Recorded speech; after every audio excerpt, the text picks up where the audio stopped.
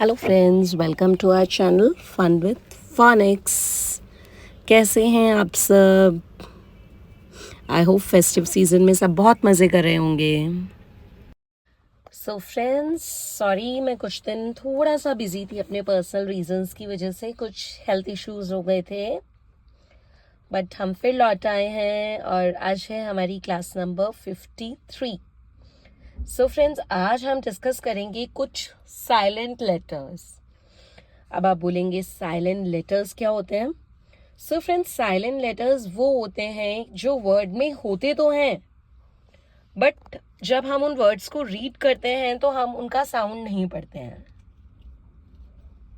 मतलब स्पेलिंग में वो वर्ड आएंगे, बट हम उन वर्ड्स को प्रोनाउंस नहीं करेंगे, बोलेंगे नहीं।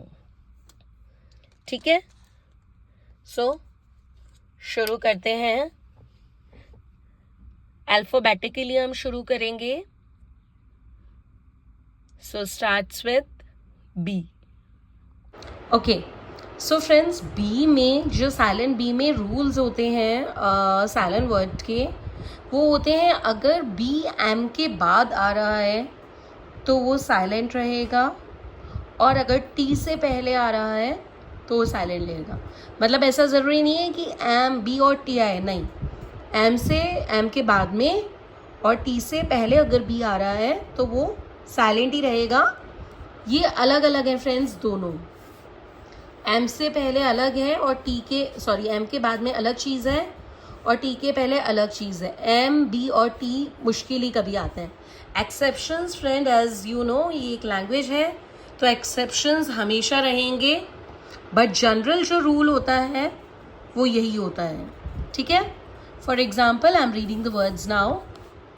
बॉम्ब, क्लाइम, कॉम, क्रम, date, doubt, lamb, limb, subtle. Again, I'm reading it for you. Bomb, climb, calm, crumb, debt, lamb, doubt, lamb, limb, subtle.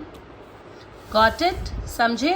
M के बाद में और T से पहले तो बी जो होता है वो साइलेंट हो जाता है। ओके, मूविंग फॉरवर्ड, अब हम पढ़ेंगे साइलेंट सी। साइलेंट सी का जो बेसिक रूल होता है वो होता है अगर सी एस के बाद आ रहा है तो सी साइलेंट रहेगा।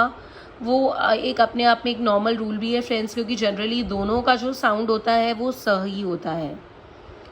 क हम सी को 3 एक्सेप्शंस में ही बाकी एक्सेप्शंस में पढ़ते हैं, जो 3 एक्सेप्शंस थे जिसमें सी को स पढ़ा जाता है। तो एस के संग अगर सी आता है तो वो साइलेंट ही रहता है, और अगर के से पहले आता है या यू से पहले आता है तो भी सी जो है वो साइलेंट रहता है। अगेन एक्सेप्शन सब में रहते हैं friends. Okay, now I am reading the words for you.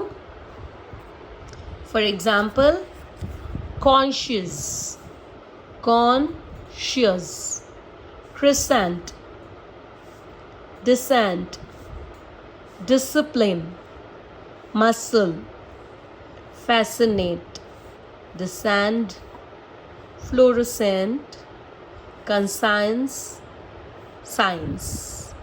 Again, conscious, crescent, descent, discipline, muscle, fascinate, descent, fluorescent, conscience and science. Okay, moving forward, our next silent letter is letter D. D friends, generally जब भी G से पहले आता है तो जो D होता है वो साइलेंट ही होता है। Okay, for example, badge, edge, hedge, wedge, handsome. These are some exceptions for letter D. There is no rule for these words, but these are some words in which D is silent. For example, handsome, Wednesday, sandwich, handkerchief. Grudges again with the G formula. Otherwise, these 3-4 words, these we need to learn. That in these 4 words, जो आपका D है वो silent ही रहेगा. Again, I am reading it for you. Handsome, Wednesday, sandwich, handkerchief. And the rest words are badge, edge, hedge, wedge, grudge. Friends, silent letters में बहुत सारे words थे. हम एक साथ सारे नहीं डिस्कस कर रहे हैं, हम अल्फ़ाबेटिकली डिस्कस करेंगे. आज हमने 3 किए हैं, नेक्स्ट क्लास में हम 3 करेंगे, है ना. हमें ऐसा कोई जल्दी नहीं है, बस हमें ये है कि जो भी हम करें हमें समझ में आ जाए. सॉरी फ्रेंड्स, इतने दिन जो भी क्लास या वीडियो हमने नहीं अपलोड करी, जैसा मैंने आपको बताया वीडियो की स्टार्टिंग में, थोड़ी सी मेडिकल इमरजेंसी हो गई थी मेरे साथ. कोई बात नहीं, अब हम कोशिश करेंगे कि लगातार हम वीडियोस डालते रहें. अगर आपको हमारी वीडियोस पसंद आती हैं, प्लीज़ वीडियोस को लाइक करिएगा, चैनल को सब्सक्राइब कीजिएगा और अपने सारे फ्रेंड्स के साथ शेयर कीजिएगा. फ्रेंड, ये हमारी क्लास नंबर 53 थी. इससे पुरानी जितनी भी क्लासेस हैं आपको चैनल पे लाइन बाय लाइन मिल जाएंगी. Okay, bye bye. Keep learning, keep practising, enjoy your day.